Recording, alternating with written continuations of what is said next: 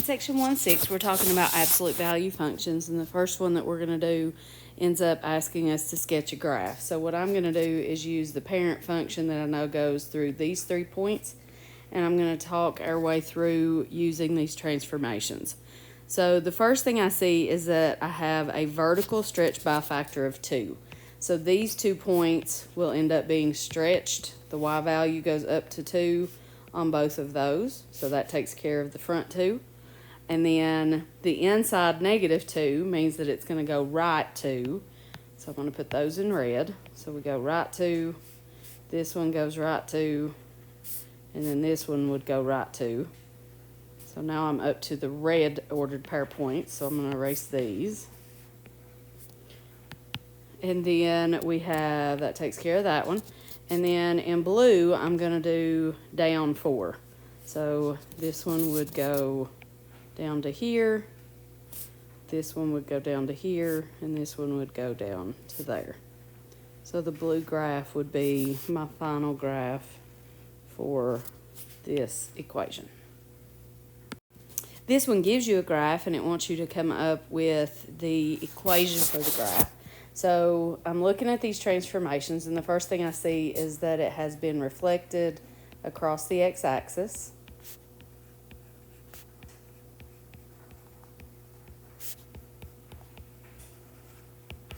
Which would bring us up to the point where we would have f of x is equal to a negative out front, and it is, of course, the absolute value of x. Then I see that I went left 2, so that is adding 2 inside here to go left 2, and then I went down 1, so down 1. So up to that point, we have all of the initial transformations that happen. So just like we were doing in the last section, we're going to go back through, and instead of just having this negative right here, we're going to have a negative a, and we have to come up with the value of a. So I need to pick an ordered pair point on here. I'm going to choose this one. You could also use 0, negative 5. Okay, you've got a couple options. You're going to end up with the exact same a value regardless which one you use.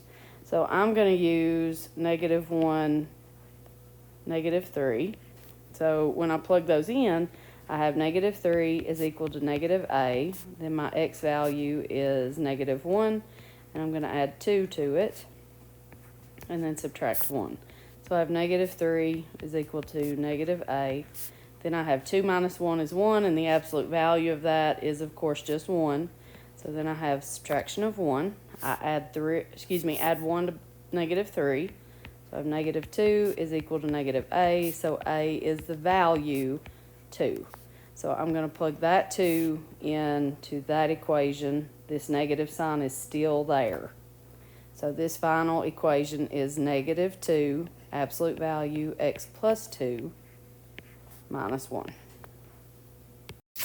The rest of this section is wanting you to solve absolute value equations, or it's asking you to solve absolute value inequalities. So for equations, you need to set these up so that you have your absolute value symbol equal to a number on the other side. So if there are any numbers around it, you have to isolate the absolute value first.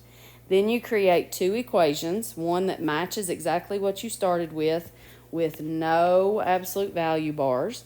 And then the other one, so you have an and or an or right here, then you've got the exact same thing, but you put a negative on the other side. If there's more than one term, then you want to put those in parentheses and distribute. So then we would solve and check. So for this first example I have down here, I've got the absolute value of x is equal to 7. So I'm noticing here that these absolute value bars are isolated. There's nothing on the outside of it that's on that same side. So I said x is equal to 7, or x is equal to negative 7. So online, what you type into your box is the number 7, comma, negative 7. It's not an ordered pair point, it's just 2 x values that make a true statement. So the next one, we're doing just a little bit more. All right, we've got a little bit more going on. I still have my absolute values, and they're still isolated.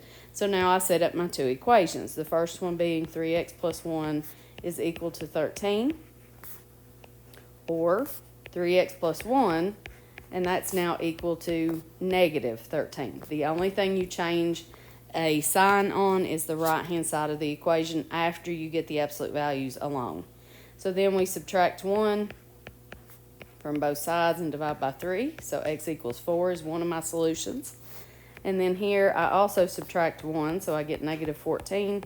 So the other solution is x is equal to negative 14 thirds. And again, when you type these in, you'll do 4, comma, negative 14 thirds. Just numbers, not an interval, not an ordered pair. Next one is a little more complicated only because I have extra stuff. So what I want to do is get what's inside these absolute values completely isolated. So the first thing I'm going to do is subtract 2 from both sides. So that's going to give me a negative 3 absolute value, 3x plus 2. Minus 2. And that's now equal to negative 9. And I'm still not completely isolated because of that negative 3. So if I divide this side by negative 3 and I divide this side by negative 3, then I end up with the absolute value of 3x minus 2 is now equal to the number 3. All right, all of that is isolating that absolute value. So I'm going to pull this up over here, and I'm going to have the absolute value of 3x minus 2 is equal to the number 3. So I have 3x minus 2 equals 3 without the absolute values, or I have 3x minus 2 is equal to negative 3. And then I solve both of these. So I come here, I have 3x is equal to 5, so x is equal to 5 thirds. That's one of my solutions. And then here I have 3x is equal to negative 1, so the other solution is x is equal to negative 1 third. So online you would type 5 thirds, comma, negative 1 third. And the last one of these that I have, you have 2 absolute value symbols. So you can't isolate them because they're already isolated on their respective sides. So with this one, you're going to follow the exact same pattern. So I have 4x minus 4 is equal to 6x minus 4. Or you have 4x minus 4 is equal to the negative of 6x minus 4. And we solve these. So if I subtract 6x, I end up with negative 2x. And if I add 4, I get 0. So one of my solutions is x equals 0. For the other, I have 4x minus 4 is equal to negative 6x plus 4. So if I add 6x, I get 10x. And if I add 4, I get 8. So I get x is equal to 8 over 10, which reduces to 4/5. So again, 0, comma, 4/5 are your two solutions. Another thing it might ask you is to find the x-intercepts of an absolute value. So anytime you're finding an x-intercept, you let y be equal to 0, and then you solve for x. So this is simply solving an absolute value equation. So we must isolate the absolute value symbol, so I add 7.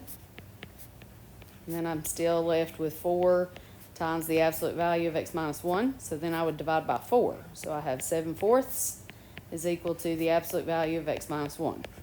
Now, we keep the what's in the absolute values identically to what it is. So I have x minus 1 is equal to 7 over 4. Or I have x minus 1 is equal to negative 7 over 4. So to solve each one of these, we're going to add 1. So I'm adding 1 here, and if I add 1 on this side, that's 4 over 4. So I have x is equal to 11/4 is one of my equation answers. And then here I have the addition of 1, and again, adding 1 on this side is 4 over 4. So for this one, I have x is equal to negative 3/4. So my two answers for this one would be 11/4, comma, negative 3/4.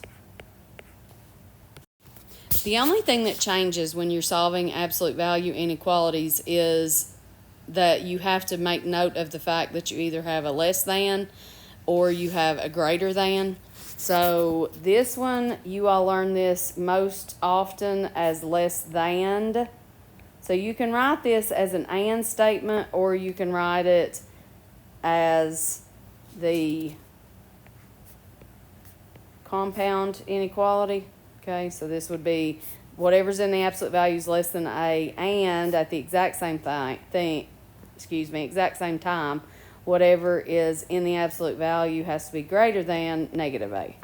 All right, and then on the other side, if it's greater, all right, you may have seen it written like this because this is an or statement. In general, these are going to overlap, not always, but in general, these are going to overlap, and these in general will split in opposite directions. All right, so then lastly, you'll solve for x and graph. Okay, these, number 4, these require a number line and interval notation. So these require a number line and interval notation.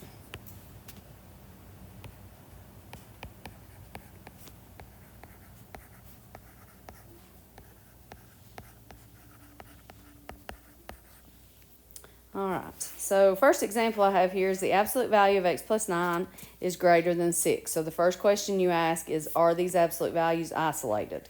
And they are, so this is greater, and I'm going to misspell that on purpose, greater. So I have x plus 9 is greater than 6, or x plus 9 is less than negative 6. All right, so you flip the sign and then multiply the right side by negative 1. So this says that x is greater than, you subtract 9 from both sides, so x is greater than negative 3, or, again subtracting 9, x is less than negative 15. So when you put these on a number line, you have to be careful that you put the numbers in order. All right, so negative 15 would be further to the left. Negative 3 would be on the right. This would be infinity. This direction would be negative infinity. So as I look at this, it says that x has to be greater than negative 3. So this is a parenthesis, and then it shades in this direction. And then if x is less than negative 15, then I have, again, a parenthesis, and this one shades in this direction. Now, as we write this solution set, I have to start from the left and move to the right. So I have negative infinity up to negative 15, all parentheses. And then union, because there's more of an answer, it goes from negative 3 to positive infinity. Next example, we have the absolute value of 4x plus 5. And this time is going to be less than. So this is less than. And again, I'm going to misspell so that we know this is an and statement. All right, so some of you all will write this as 2 sentences with an and in between. I am prone to want to do the shortcut. You do it whichever way you understand.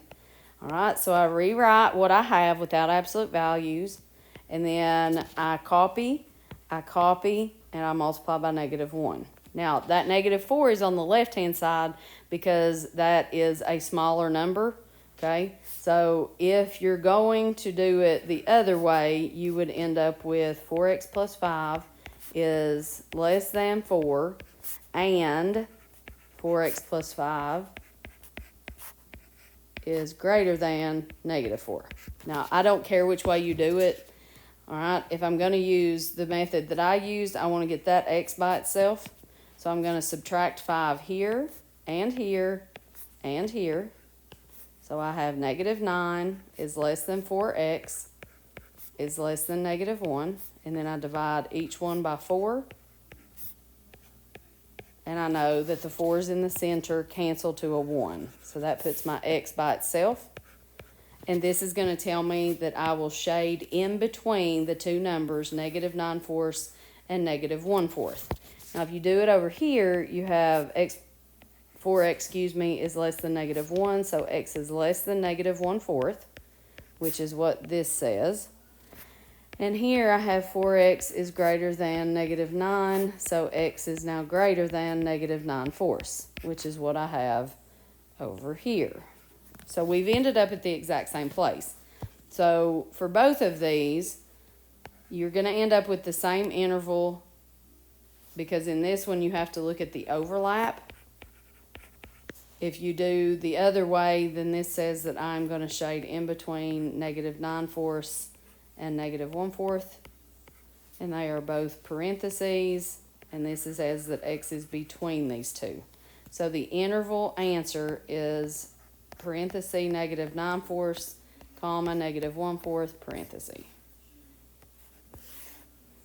And my last example is this one.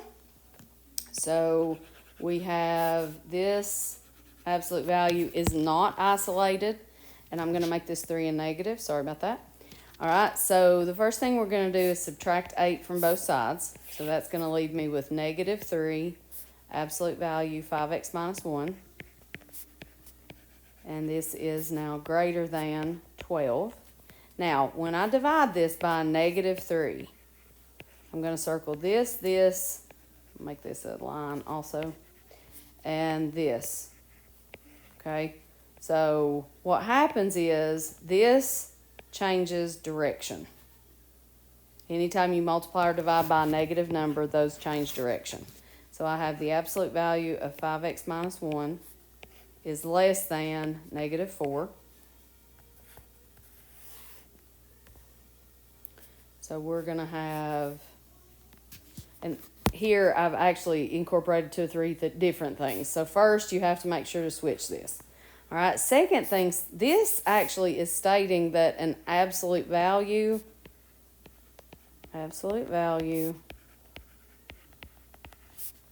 is less than a negative number.